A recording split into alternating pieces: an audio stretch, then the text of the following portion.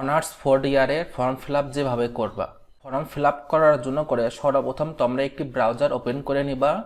এরপর জাতীয় বিশ্ববিদ্যালয়ের ওয়েবসাইটে প্রবেশ করতে হবে ফর্ম ফিল আপ করার জন্য এর জন্য তোমরা লিখবা নিউ স্টুডেন্ট লগইন।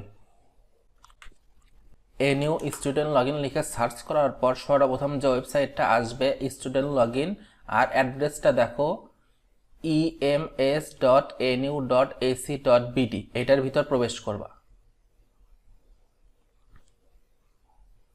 এরকম যদি পপ আপ মেসেজ আসে কন্টিনিউ টু সাইটে ক্লিক করবা, কারণ এই ওয়েবসাইটটা সিকিউর না, HTTPS না।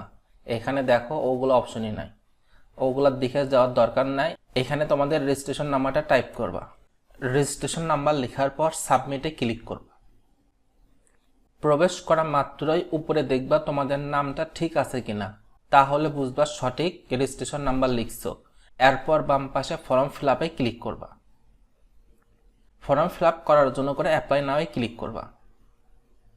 বাম পাশের ইনফরমেশনগুলো দেখে নিবা ঠিক আছে কিনা, আর ডান পাশে তোমাদের সাবজেক্টের লিস্টটা থাকবে, সব কম্পালসারি সাবজেক্ট। এর জন্য আমাকে কোনো কিছুই করতে হচ্ছে না।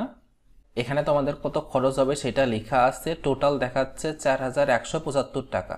আর এই বছর নতুন করে আপডেট করছে, তোমাদের 11 সংখ্যার নাম্বারটি দিতে হবে।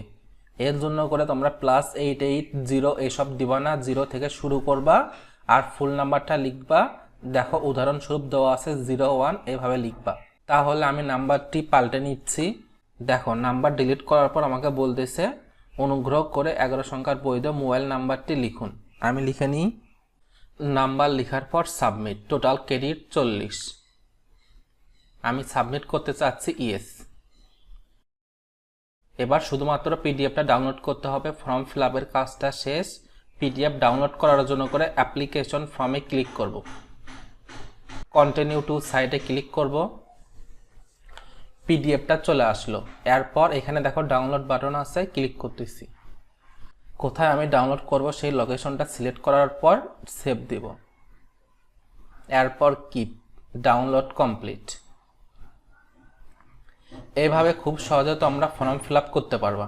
আজকের ভিডিওটা আমি এই পর্যন্তই রাখতেছি। ভিডিওটা যদি ভালো লেগে থাকে লাইক, কমেন্ট এবং শেয়ার করতে কিন্তু ভুলবা না।